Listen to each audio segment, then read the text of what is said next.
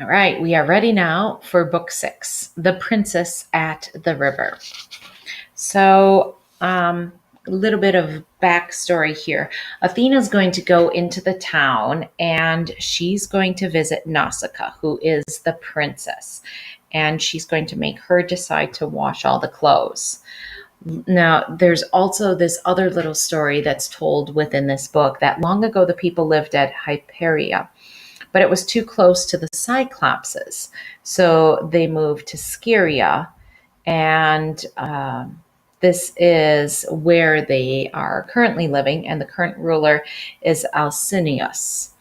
And the Phaeacians are human beings, but they were supposed to be kingsmen of the gods, somehow related to the gods. And so this climate that they live in is just absolutely wonderful. And it allows fruit trees to produce 2 times a year. And they have very clever ships that actually know where to go without pilots. We thought we had technology coming up with autopilot cars. They had autopilot ships way back in this time period, if you can believe their myths. Okay, so here we go. We're starting on page 99. Far gone in weariness, in oblivion, the noble and enduring man slept on. But Athena in the night went down the land of the Phaeacians, entering their city. So we're just going to leave Odysseus behind for a while. In days gone by, these men held Hyperia, a country of wide dancing grounds. But near them were overbearing Cyclopses, whose power could not be turned from pillage.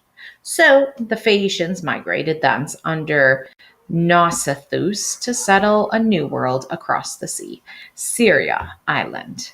That first captain walled their promontory, built their homes and shrines, and parceled out the black land for the plow.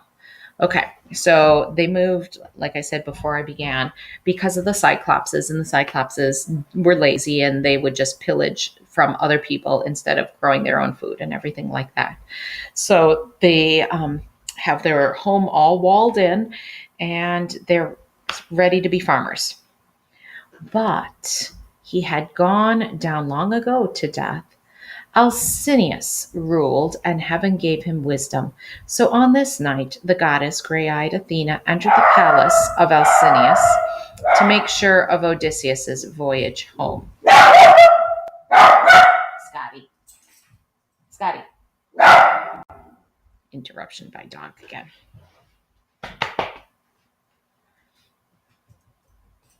She took her way to a painted bedchamber where a young girl lay fast asleep, so fine in mold and feature that she seemed a goddess, the daughter of Alcinous, Nausicaa. On either side, as graces might have slept, her maids were sleeping.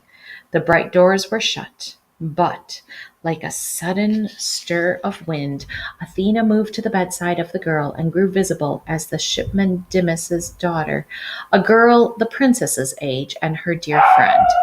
In this form, gray-eyed Athena said to her, okay, so let me put a couple notes down. So we have Nausicaa, who is the daughter of the ruler of the Phaeacians, and he is Alcinous.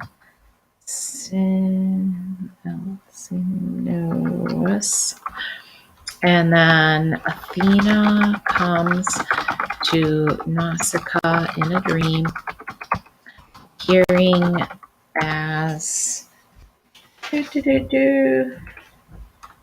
Thymus. And of course, Nausicaa is beautiful because all the women in the story have to be very beautiful. All right. How so remiss, and yet thy mother's daughter, leaving thy clothes uncared for, Nausicaa, when soon thou must have store of marriage linen, and put thy minstrelsy in wedding dress.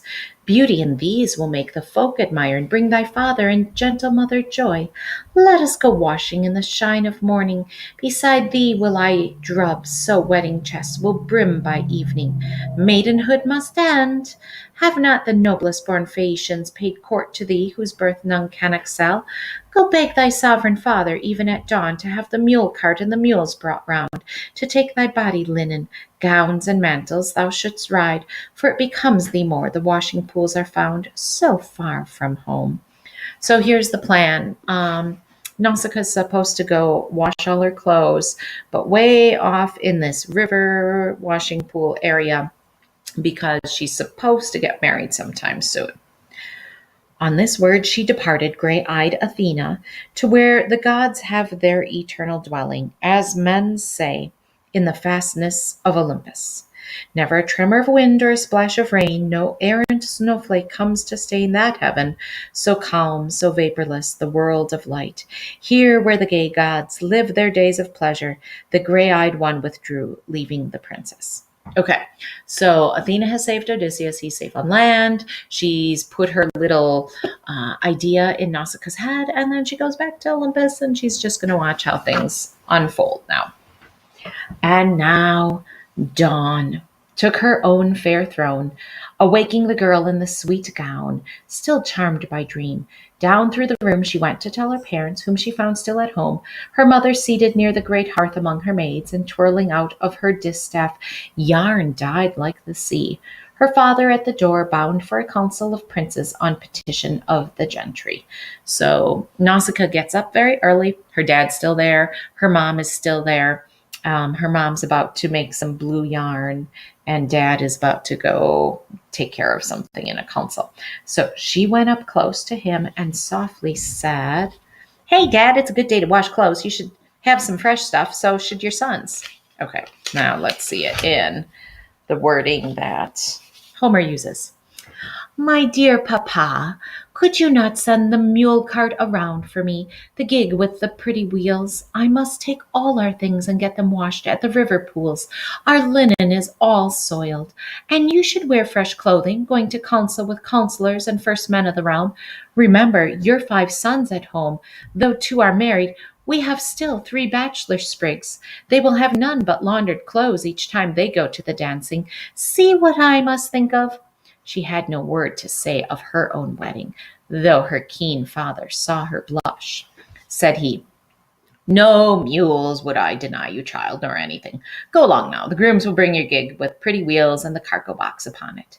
He spoke to the stableman, who soon brought round the cart, low-wheeled and nimbled, harnessed the mules, and backed them in the traces. Meanwhile, the girl fetched all her soiled apparel to bundle in the polished wagon box. Her mother, for their luncheon, packed a hamper with picnic fare and filled a skin of wine. And when the princess had been handed up, gave her a golden bottle of olive oil for softening girls' bodies after bathing. Nausicaa took the reins and raised the whip, lashing the mules. She's pretty self-reliant. She's going to drive the mules herself. What jingling, what a clatter! But off they went in ground-covering trot, with princess maids and laundry drawn behind. By the lower river where the wagon came were washing pools, with water all year flowing in limpid spillways that no grime withstood. The girls unhitched the mules and sent them down along the eddying stream to crop sweet grass. Then, sliding out the cart's tailboard, they took armloads of clothing to the dusky water and trod them in the spits, making a race of it. All being drubbed, all blemish rinsed away, they spread them piece by piece along the beach, whose pebbles had been laundered by the sea, then took a dip themselves, and all anointed with golden oil, ate lunch beside the river while the bright burning sun dried out their linen. Princes and maids delighted in that feast. Then, putting off their veils, they ran and passed the ball to a rhythmic beat, Nausicaa flashing first with her white arms. All right. So, just a little side note here, we have a lot of epithets. And the epithets are terms or phrases used to describe a character or characterize the nature of an event or object. Object. So, looks like I'm about out of time. I will pick up with discussing epithets in the next segment.